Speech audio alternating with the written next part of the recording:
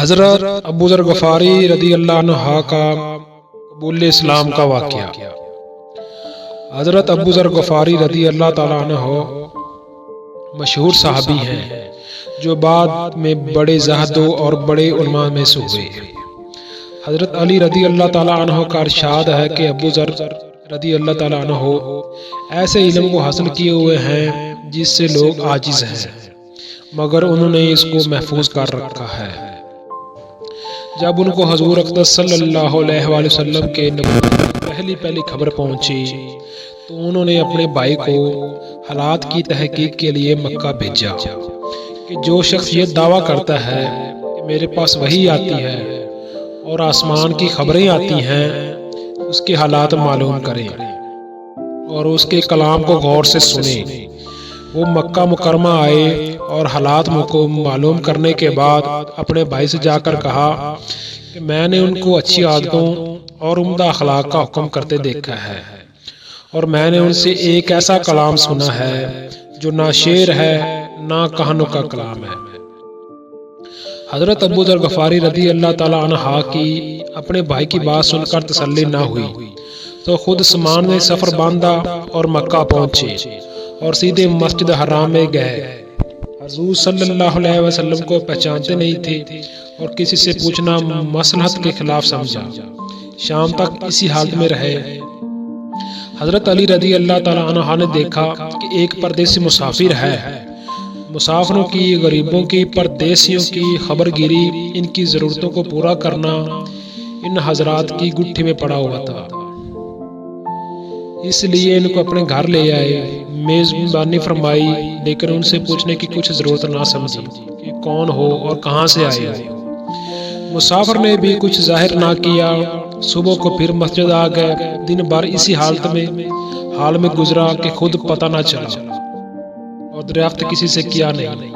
غالباً اس کی وجہ یہ ہوگی کہ حضور صلی اللہ علیہ وآلہ وسلم کے ساتھ دشمنی کے قصے بہت مشہور تھے۔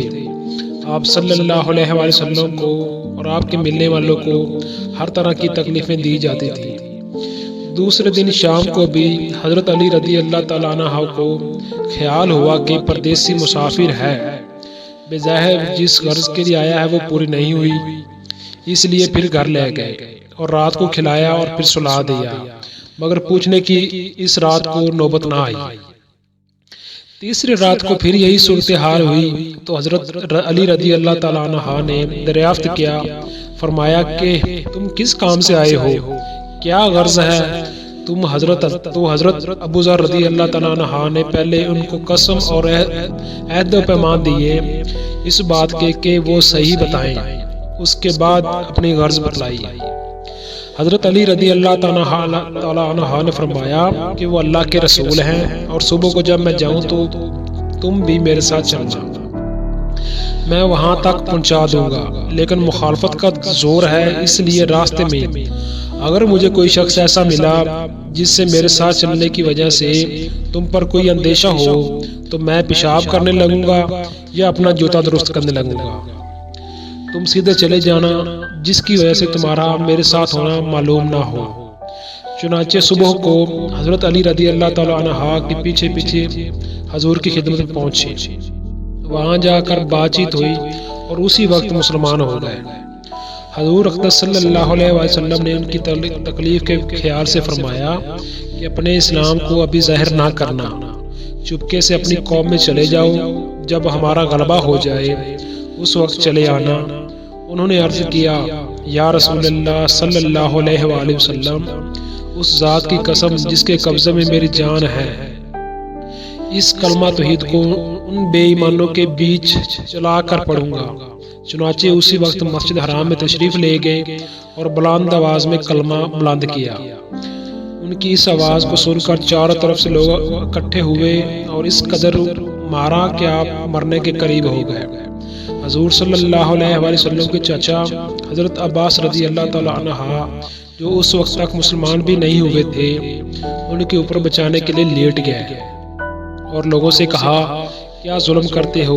یہ شخص قبیلہ غفار کا ہے اور یہ قبیلہ ملک و شام کے راستے میں پڑتا ہے، تو تمہاری تجارت وغیرہ سب ملک شام کے ساتھ ہے، اگر یہ مر گیا تو شام کے لوگوں کا آنا جانا بند ہو جائے گا۔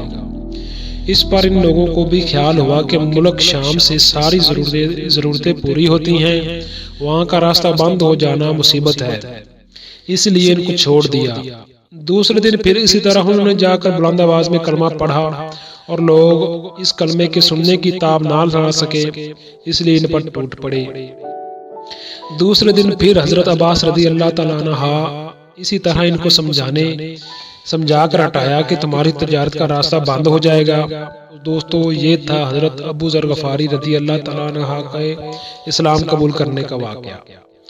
حاصل، حضور صلی اللہ علیہ وآلہ وسلم کے ارشاد کے باوجود اپنے اسلام کو چھپاؤ، ان کے اندر دین اسلام کا یہ جذبہ اور غلبہ تھا کہ جب یہ دین حق تھے تو کسی کے باپ کا کیا جاتا ہے جس سے ڈر کر چھپایا جائے، اور حضور صلی اللہ علیہ وآلہ وسلم کا منع فرمانا شفقت کی وجہ سے تھا کہ کہیں آپ کو کسی قسم کی تکلیف کا سامنا نہ کرنا پڑے، ورنہ حضور صلی اللہ علیہ وآلہ وسلم کے خلاف جانا صحابہ رضی اللہ تعالیٰ عنہ کی یہ مجال ہی نہیں تھی۔